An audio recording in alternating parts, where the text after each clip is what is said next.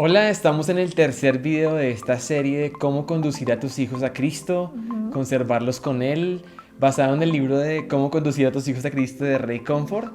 Y vamos a hablar en este video sobre la realidad de nuestros hijos y su necesidad del Evangelio. Ray en los primeros capítulos del libro habla del síndrome o de la ceguera al niño feo. Nosotros como padres tenemos un defecto, y es que cuando se trata de nuestros hijos los vemos perfectos, hermosos, como que no se equivocaran físicamente. De hecho, los bebés, por ejemplo, cuando nacen no es que sean muy hermosos, pero uno los ve hermosos porque es su perspectiva, su ceguera como padre. Y espiritualmente hablando también podemos caer en ese error de ver a nuestros hijos como buenos, como que ellos son perfectos, como que antes intentas cubrirles sus errores para que ni ellos los noten o otra gente no los note. Y eso es un grave error. El humanismo, que es la filosofía que gobierna la cultura moderna, dice que el hombre nace bueno, la sociedad lo corrompe, como que simplemente necesitas la psicología, necesitas la educación, la cultura, el gobierno, etcétera, para mejorar las personas. Pero lo que la Biblia dice es muy distinto. La realidad es que todos son pecadores, incluyendo a nuestros pequeños hijos, y tenemos que verlos con la óptica correcta. Miren lo que dice, por ejemplo, Romanos 3 al respecto de eso. Tal como hemos acabado de mostrar, todos, sean judíos o gentiles, están bajo el poder del pecado. Como dicen las Escrituras, no hay ni uno solo justo, ni siquiera uno. Nadie es realmente sabio, nadie busca a Dios. Todos se desviaron, todos se volvieron inútiles, no hay uno solo que haga lo bueno, ni uno solo. Ahora sí vemos que realmente no hay ninguno bueno, y por esa razón es que nosotros, porque nos incluimos ahí, y nuestros hijos necesitan el Evangelio. Y el Evangelio realmente no empieza en nosotros, empieza en quién es Dios.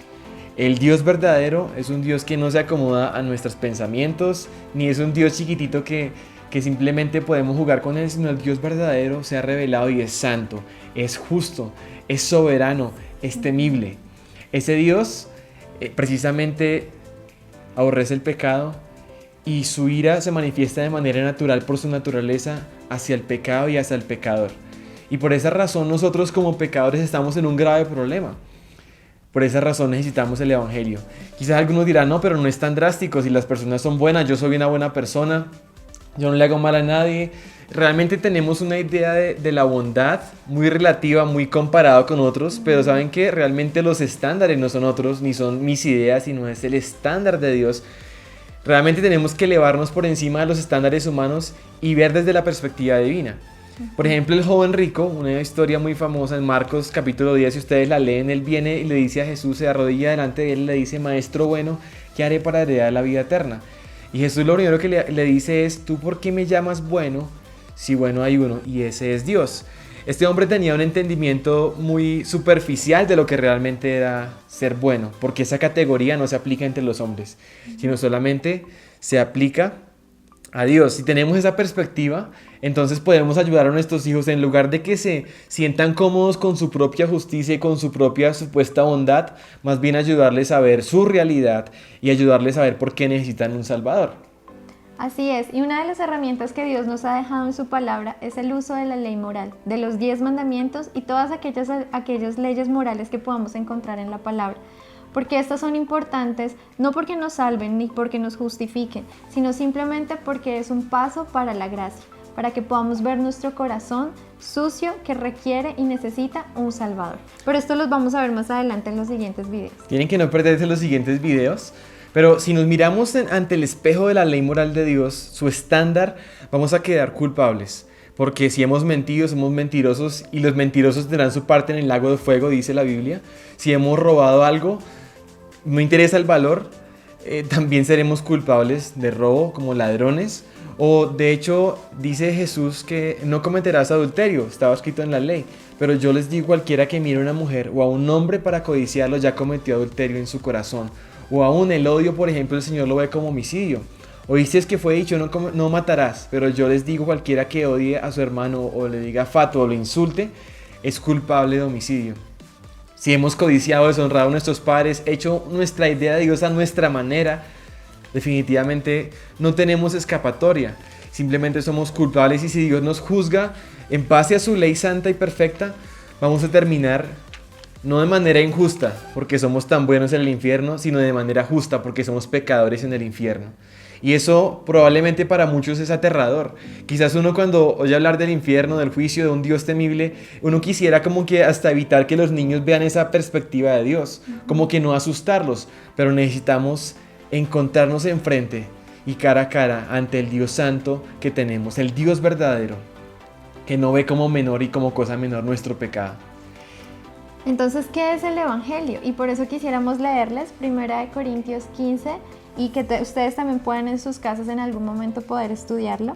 Ahora, amados hermanos, permítanme recordarles la buena noticia que ya les prediqué. En ese entonces la recibieron con gusto y todavía permanecen firmes en ella. Esa es la buena noticia que los salva si ustedes siguen creyendo el mensaje que les prediqué, a menos que hayan creído algo que desde un principio nunca fue cierto. Yo les transmití a ustedes lo más importante y lo que se me había transmitido a mí también. Cristo murió por nuestros pecados tal como dicen las Escrituras. Fue enterrado y al tercer día levantado de los muertos tal como dicen las Escrituras. El Evangelio, la buena noticia que dice ahí Pablo, se trata de la persona de Cristo, se trata del gran amor de Dios que se ha demostrado en que el Dios, el Creador, se hizo criatura, se introdujo en la creación. El apóstol Juan dice que el Verbo se hizo carne y habitó entre nosotros y vimos su gloria, gloria como del unigénito del Padre, lleno de gracia y de verdad. Ese Dios encarnado vivió una vida perfecta. Jesús cumplió de manera perfecta esta ley moral. Jesús reescribió nuestra historia. No solamente murió por nosotros, sino que vivió por nosotros. Y Él fue voluntariamente a la cruz. Y en la cruz no solamente murió a manos de judíos y romanos. Ciertamente una muerte terrible. Pero ¿saben qué? En la cruz Jesús iba a tomar la copa de la ira de Dios. Iba a enfrentarse a recibir el peso del mismo infierno y ser quebrantado y molido por nuestras transgresiones, como dice Isaías 53. Pero ese Jesús que recibió nuestro castigo, que pagó nuestra multa, no solamente quedó ahí muerto, sino que resucitó conforme toda la Escritura lo dice. Se levantó de la muerte y tenemos una certeza de que Dios aceptó de manera completa y perfecta el sacrificio de nuestro Salvador Jesucristo. Ahora por esa razón tenemos la expectativa del establecimiento del reino de Dios de manera plena cuando Él regrese. Pero el llamado del Evangelio precisamente es para nosotros y para nuestros hijos. De ver eso que Jesús hizo.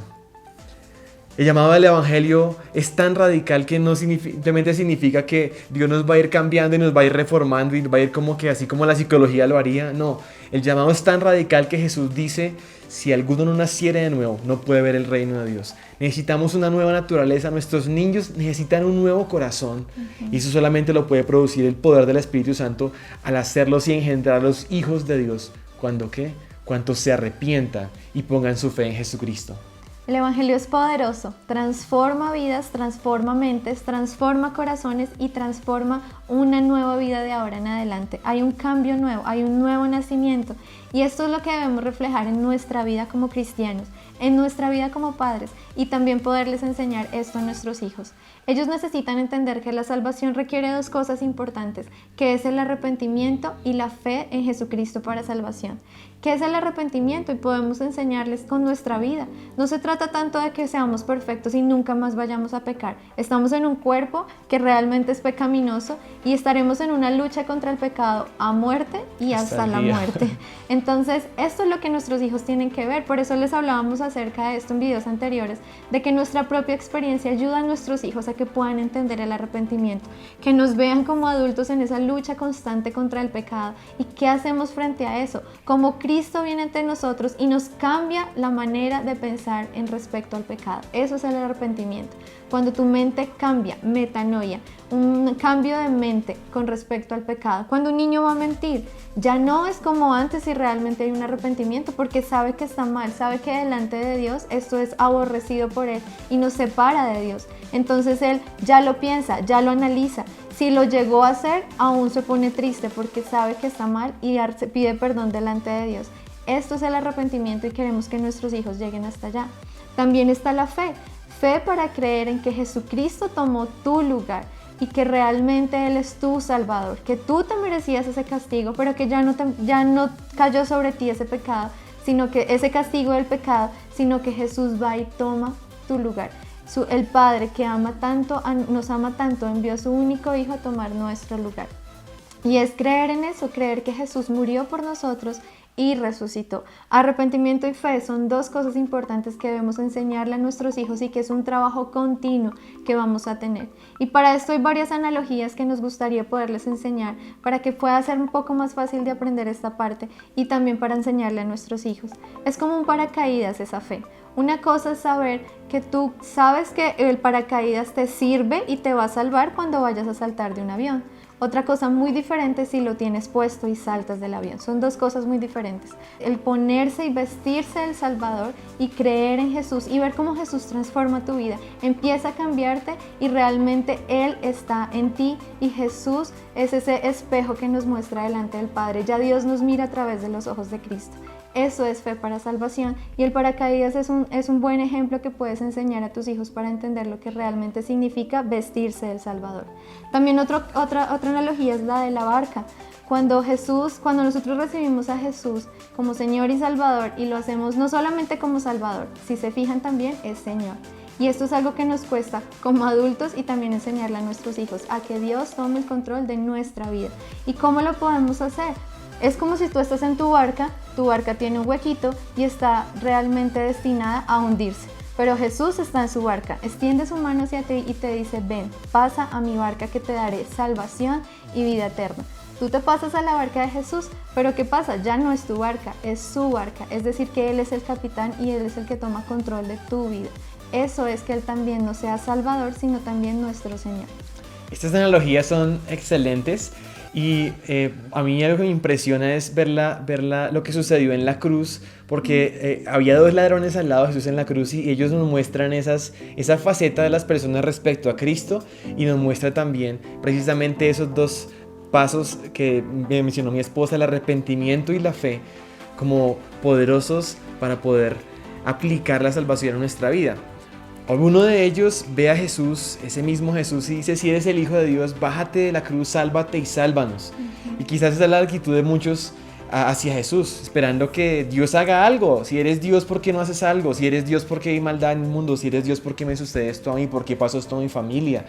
Y ponen a Dios como si Dios fuera el culpable y ellos los inocentes. Jesús no respondió nada a esta persona. Aquellos altivos y orgullosos el Señor los resiste. Ese es un tipo de personas. Pero ¿sabe la otra persona que hizo? Le dijo a este hombre, ¿cómo te atreves a hablarle a este hombre así? Nosotros estamos muriendo por justa causa. Al hacer esto, este hombre sabe que está haciendo, está reconociendo que él es el culpable, que él es el pecador y que está pagando justamente por su muerte. Pero él voltea a mirar a Jesús, da ese giro para mirar a Cristo. Y a pesar de que muchos estaban viendo a Jesús en la cruz ahí, estaban viendo de diferentes perspectivas, este hombre ve a ese Jesús, no como un maestro judío, ni como un buen hombre, ni como un pobre mártir religioso, sino lo ve como su Salvador. Es decir, es como que se pone el paracaídas y ve que Cristo puede salvarle a él. Miren lo que dice, Jesús, acuérdate de mí cuando vengas en tu reino. Él está diciendo que se acuerde de él, no de otro, sino de él. Acuérdate de mí cuando vengas en tu reino. Reconoce a Jesús como el Mesías, el que vendría en su reino, como Dios mismo que podría salvarle. Y ese acto que este hombre hace de arrepentimiento y fe, ¿saben qué respuesta tiene de Jesús? Hoy mismo estarás conmigo en el paraíso. Este hombre no tuvo tiempo de vivir una vida buena, ni de ir a la iglesia, ni de vivir una vida cristiana, exactamente. Definitivamente la salvación es un regalo de Dios. Dice Efesios 2:8 que por gracia somos salvos, o sea, es un regalo de Dios por medio de la fe. Y esto no de nosotros, sino que es un don de Dios, un regalo de Dios, no por obras, para que nadie se gloríe, porque somos hechura suya, creados en Cristo Jesús para buenas obras, las cuales Dios preparó de antemano para que anduviésemos en ellas. Entonces definitivamente nosotros mismos y nuestros hijos necesitamos entrar por esa puerta estrecha para abrazarnos y aferrarnos a nuestro Señor y Salvador Jesucristo, para encontrar la vida eterna, para ser hechos hijos de Dios. Así que queremos animarles a ustedes. ¿Están listos? ¿Han entendido el Evangelio? ¿Lo han podido llevar para sus vidas? ¿Son testimonios, sal y luz a otros? Porque este es el primer paso para luego enseñar el Evangelio a tus hijos. Así que nos veremos en próximos videos y ten un tiempo de oración con Dios, de reflexión, de afirmar tu fe y sigamos al siguiente video para ahora cómo enseñarlo a nuestros hijos. Dios les bendiga.